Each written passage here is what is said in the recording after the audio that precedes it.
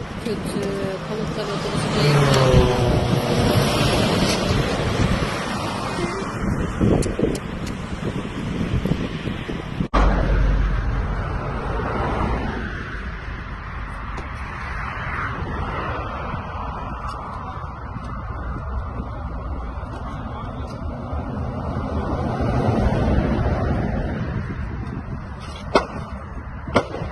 Patlıyor.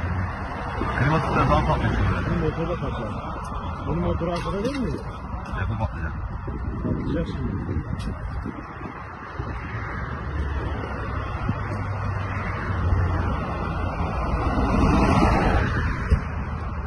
Bu salak duruyor yolun ortasında ya.